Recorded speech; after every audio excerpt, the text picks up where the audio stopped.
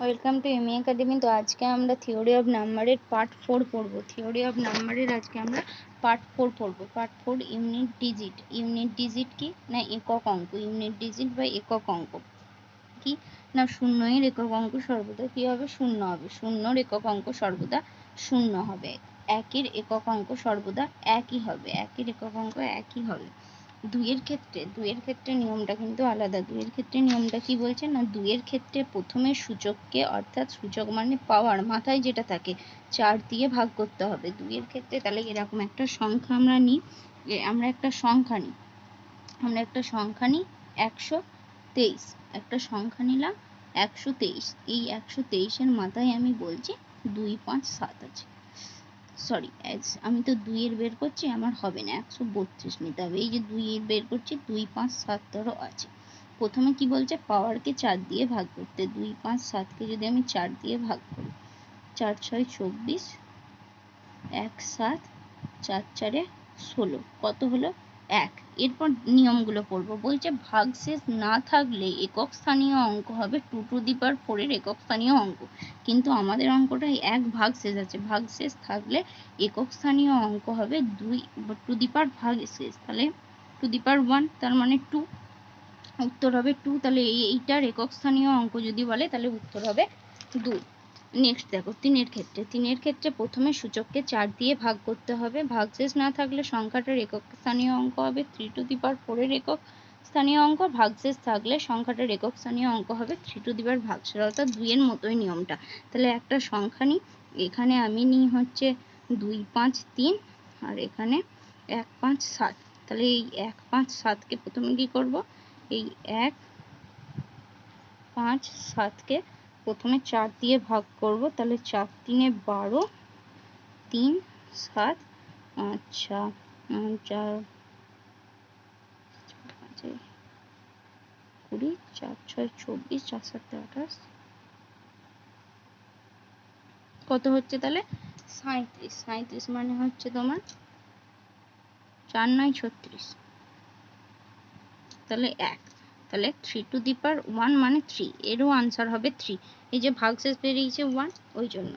4-এর ক্ষেত্রে নিয়মটা দেখো। 4-এর ক্ষেত্রে বলছে সূচক জোড় সংখ্যা হলে একক স্থানীয় অঙ্ক হবে 6, সূচক বিজোড় সংখ্যা হলে একক স্থানীয় অঙ্ক হবে 4। তাহলে 1, 2, 4-এর যদি একবার আমি বলি 2, 5, 2, এই যে 252, এই সংখ্যাটা তো সূচকটা কি, পাওয়ারটা জোড় সংখ্যা, তাহলে এক্ষেত্রে উত্তর হবে আমার 6। আবার আমি যদি বলি যে 1, 2, 4 টু দি পাওয়ার 2, 5, 5, 255কে একটা বিজোড় সংখ্যা, সেক্ষেত্রে উত্তর হবে আমার 4।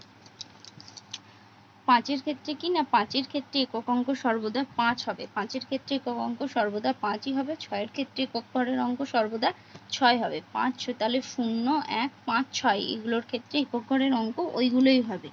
7-এর ক্ষেত্রে নিয়মটা দেখবো। 7-এর ক্ষেত্রে কি বলছে? প্রথমে সূচককে 4 দিয়ে ভাগ করতে হবে।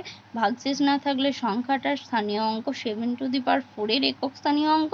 ভাগশেষ থাকলে 7 টু দি পাওয়ার ভাগশেষ। তাহলে আবার একটা সংখ্যা নিই যার শেষে 7 আছে, 2, 5, 7, 7 আছে। তাহলে এর একটা সূচক নিই 152, এর একটা সূচক নিলাম। তাহলে ফার্স্টে সূচকটাকে বা পাওয়ারটাকে কি করব? 4 দিয়ে ভাগ করব।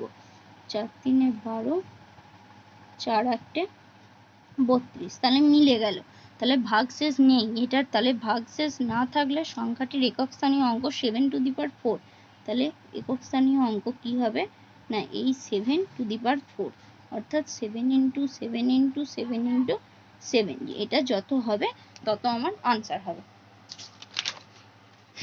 8-এর ক্ষেত্রে কি বলছে না, 8-এর ক্ষেত্রে বলছে প্রথমে সূচককে 4 দিয়ে ভাগ, সেই একই নিয়ম। ভাগশেষ না থাকলে 8 টু দি পাওয়ার 4 এর একক স্থানীয় অঙ্ক, সরি বলি, এই যে যেটা আনসার হবে না, তার যে একক স্থানীয় অঙ্ক যেটা থাকবে সেইটি হবে আমার আনসার 7-এর ক্ষেত্রে। 8-এর ক্ষেত্রে কি বলছে না, প্রথমে সূচককে 4 দিয়ে ভাগ করতে হবে। ভাগশেষ না থাকলে 8 টু দি পাওয়ার 4 এর একক স্থানীয় অঙ্কই হবে সংখ্যাটার একক স্থানীয় অঙ্ক। ভাগশেষ থাকলে 8 টু দি পাওয়ার ভাগশেষের একক স্থানীয় অঙ্ক। তাহলে একটা সংখ্যা নিই 2, 5, 8, আর কি একটা সংখ্যা নিই, সেটা হচ্ছে তোমার 1, 2, 2। তাহলে কি দেখতে হবে এবার? 1, 2, 2, 2কে 4 দিয়ে ভাগ করব। 4, 3, 12, 2। তাহলে কত ভাগশেষ থাকছে? 2। তাহলে ভাগশেষ, তাহলে 8 টু দি পাওয়ার 2 মানে 8 × 8, 8 8 64। তাহলে এই 4টা হবে হচ্ছে আমার আনসার, এই 4টা হবে হচ্ছে আমার আনসার। 9 ক্ষেত্রে কি বলছে? 9 ক্ষেত্রে বলছে সূচক জোড় সংখ্যা হলে এককের অঙ্ক 1 আর সূচক বিজোড় সংখ্যা হলে এককের অঙ্ক 9। 9 ক্ষেত্রে যেমন 1 5 9, 2 5 5 বিজোড় সংখ্যা, তাহলে এর উত্তর হবে 9 একক ঘরের অঙ্ক। আর 1 5 9 কি যদি আমি 1 2 2 করি সূচক জোড় সংখ্যা, সেক্ষেত্রেও উত্তর হবে 1। বোঝা গেল? আজকের পাঠ এইটুকু, পরের দিন